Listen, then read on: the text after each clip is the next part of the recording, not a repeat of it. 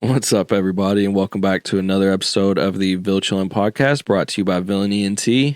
Today, we're going to try to highlight Kentucky's strong agriculture and some farmers markets and things along those lines.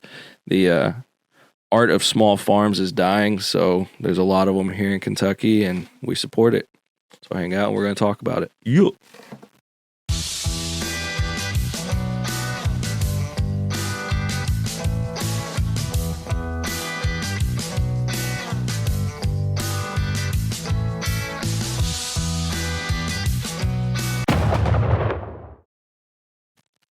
All right.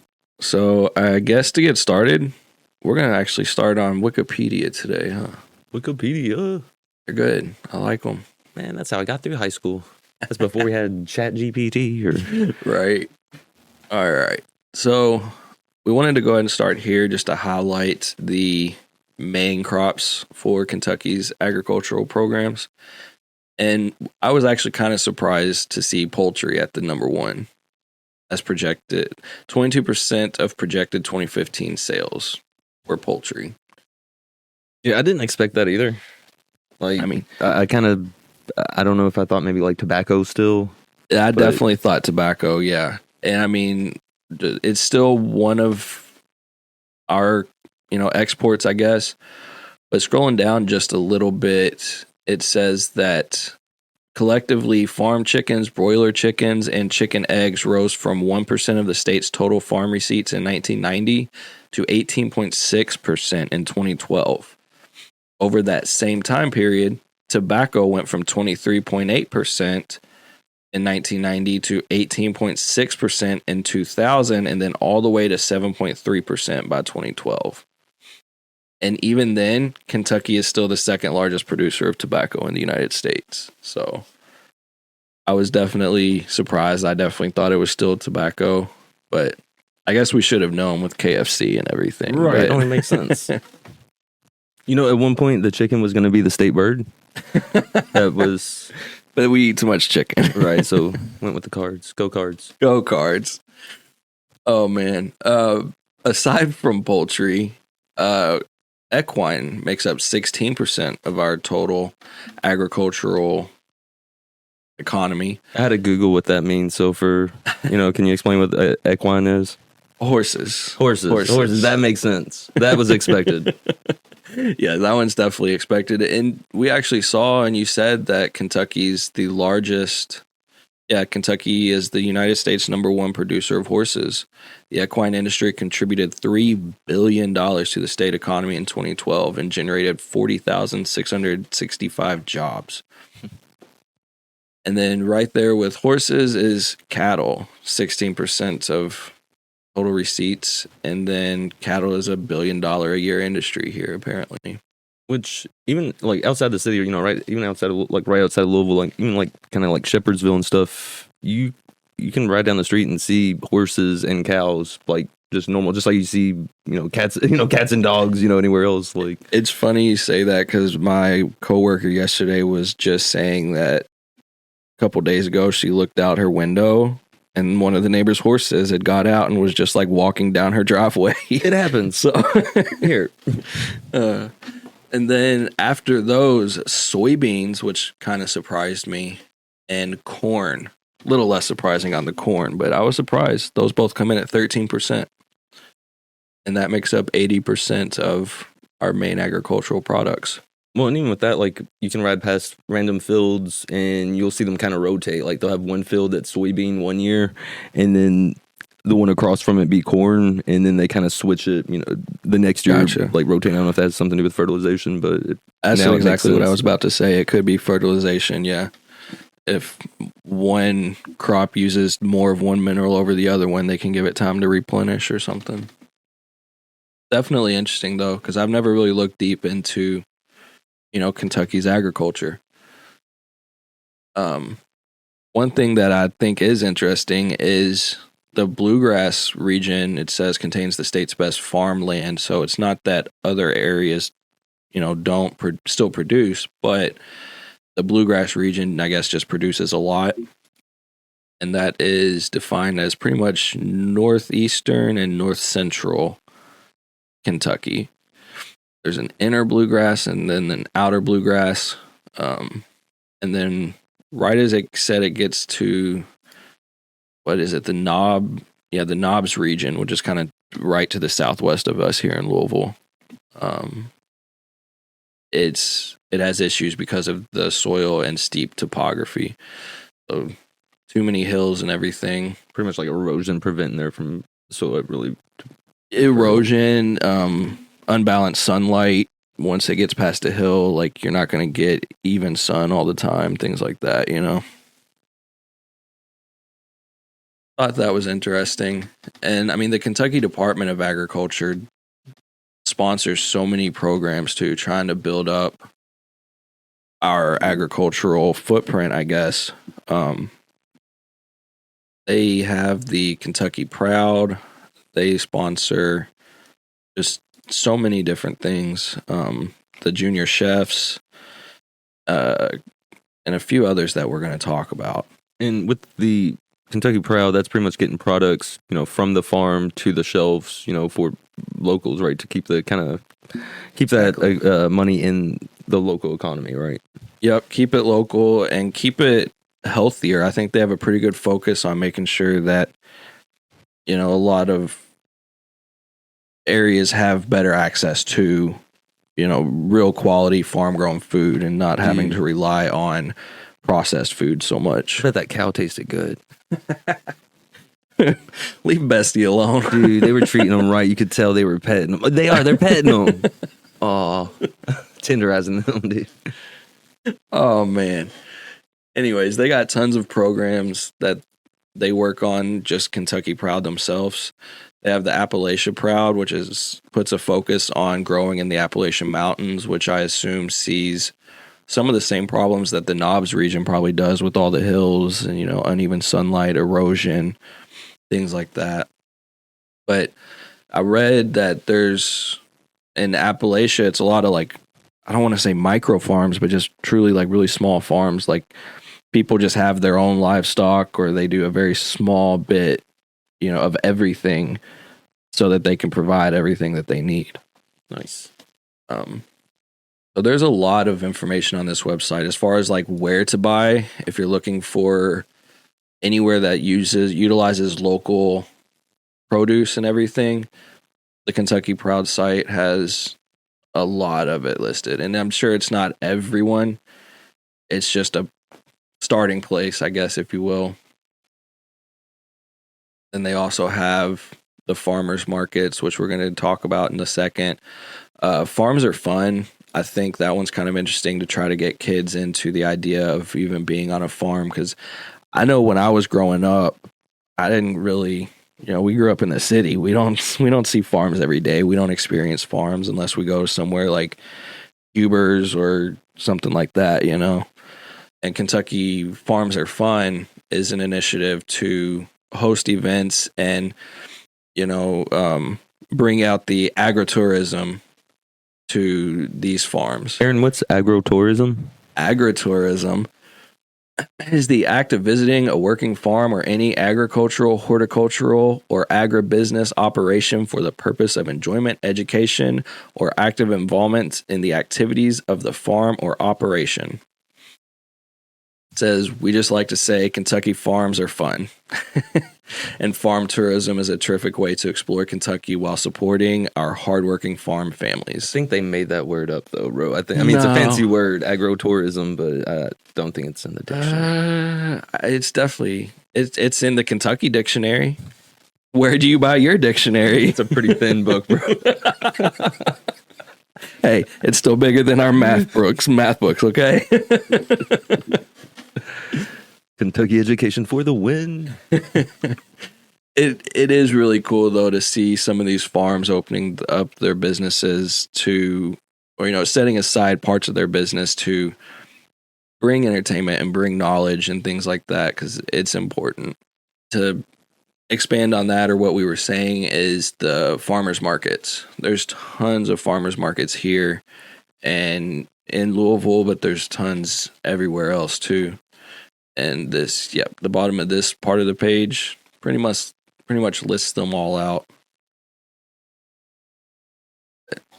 There's some of the best like corn and peppers. Even you can find peppers at these farmers markets. You can find so much stuff, and it does more than just help the farms. There's local people who get set up just doing small crafts or candles, and it farmers markets really open up to more beyond just farm produce. Kind of like, my sisters used to do live music at a farmer's market. Awesome. Kind of like busking, just getting money through like tips and stuff.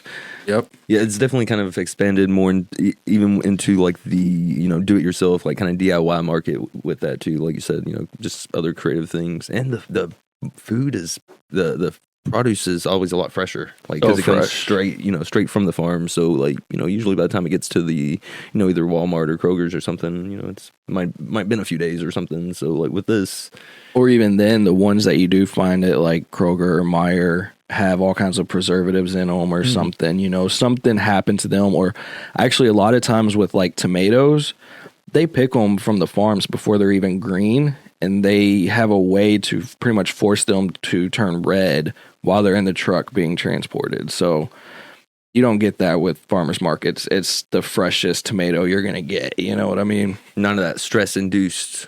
Yeah, exactly.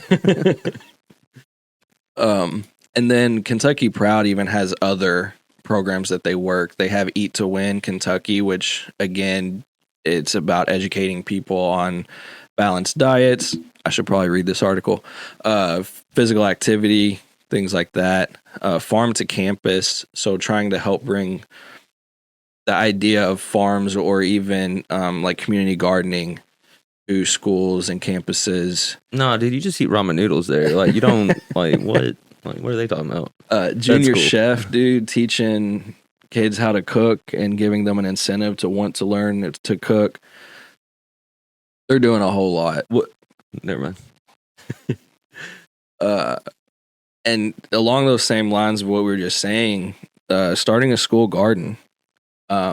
This Kentucky Ready, Set, Grow is partner with Kentucky Proud and the Department of Agriculture, I believe, trying to get schools to implement school gardens so that kids can learn how, get hands-on experience learning how to garden and grow food on their own. And, it also it's almost like getting a pet when you're younger. You got to learn how to take care of it, nurture it, learn its needs. It's responsibility. Exactly. Yeah, so this is a cool one. That's cool too, because it reminds me. I remember when I was in like elementary school, and they did the thing. Like, it was real basic though, like where you would just put like a bean. I don't know if it was like a kidney bean or what. You put it like on a napkin in a bag, and then once it sprouted, put it like in a little cup of soil or whatever. But that was it. Like with this, I think they're talking about like full on gardening beds and making sure the soil's fertilized and watching the whole growth of multiple like crops. Like, exactly, right? The whole growth and outside, and not just a small a cup like you said because that's really just germinating any seed, right? But you got to learn how to go beyond that and care for the crop and make sure that it's getting everything it needs. Rotate between like the soybeans and the corn type stuff like we was talking about earlier. Exactly, making sure foreshadowing, dude. We didn't even plan that. We did not. We did not. Organic, bro. Like, look at that, dude. Killing it. Killing it. Cut that. Louisville Grows is another awesome one that is doing a lot in the community to help make sure people have access to healthy foods or knowledge to be able to grow their own. And they just do a lot around the city, right? Yeah. Wait, what was that? What was those animals? Go back. A few here. Create a healthy yard. So moths, larvae, spiders, fireflies, salamanders. I guess all of these are good for keeping out pests. Okay, and they're talking about like how like leaving the leaves can definitely help fertilize the soil. That's one thing. Leave the leaves, protection, moisture, soil nutrients, shelter, microbes. I grew up.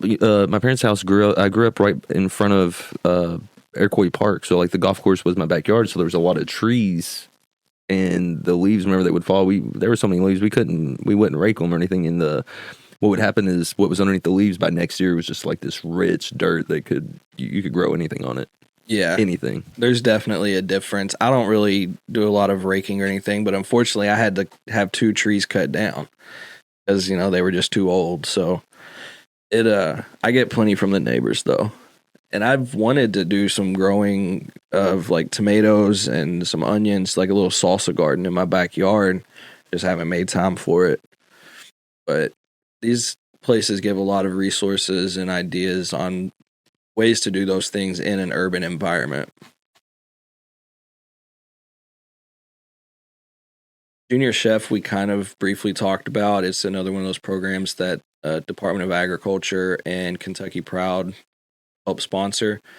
And I think it's huge because I didn't really start learning about cooking until I was an adult. And there's so much there to learn and understand about the best ways to prepare foods. And it all goes hand in hand. The only reason I want to have a salsa garden is so I can make my own salsa. It all goes hand in hand. And on top of that, like the health, the health aspect on it too, definitely. Like, yes, learning how to cook, and they have the recipes that people made, and it looks pretty good. Oh, there's some chili. Fort Campbell High School. Hey, go and download that, bro. Download that. Done. Hearty fire roasted chili. That sounds good. Light spicy cornbread muffins. Sweet potatoes. Zucchini. That's soup. That's not chili. Go back. Go back. Abort mission, bro. I don't even know what we're... no, I'm sorry, Junior. You did good.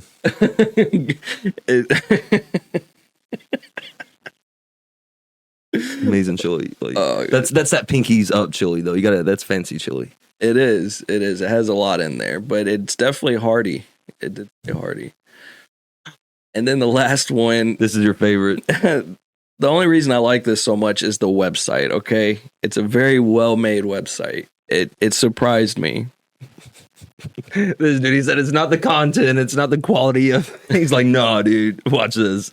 It's so cool. Do it. Like when you scroll, it just zooms in. If you're only listening to this podcast and not watching it on YouTube, I apologize that you can't see this right now. I highly recommend just going to the video and scrolling to this minute so that you can see this. I think it's amazing. This is obviously Kentucky's known for like bourbon and breweries and stuff too. So this is Drink Kentucky, and it's a guide to Kentucky's wineries and breweries. So where they might have tastings and just different things. There's 70 local wineries and nearly as many breweries across the state of Kentucky. Quite a lot. And then you get to this section of the site and it scrolls sideways. It blows my mind. Oh man, but there's a lot here again when we're talking about agritourism, Jack's favorite word. Word of the day. Bourbon and wine and beer, all these different products are a big part of the Kentucky agritourism. In the Kentucky economy. That's another one of our words of the day. We're gonna have to write our own Villainy and Tea dictionary. I mean, I didn't make agritourism, but it's a good one. Fun fact, meaderies and cideries operate under a small farm winery license in Kentucky as fermented beverages. However, cideries typically also maintain a craft brewery license so they can produce weak cider, which is cider with under 7% alcohol. Weak cider is legally treated as a malt beverage in Kentucky and can be sold at retail establishments where malt beverages are sold. Kentucky knows how to party. Clearly, do you see this website? That's amazing. Oh, all right. That's all I had to really to point out on this episode. I think it was a little lighthearted, I guess, on this one, but that's okay. Hey, dude, that's time. Kentucky's, the heart of America. Like, do that again. Do that. The thing with the little bump, like heartbeat. Do it.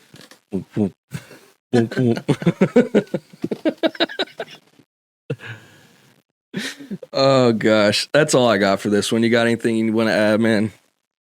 Nah, I think that about covers it. Yep, just buy local, support local, go to your local farmers markets when they're open. I forgot. Never mind, go on. And I guess we'll just call it there with this one. Thanks for tuning in. See you next time. Next time.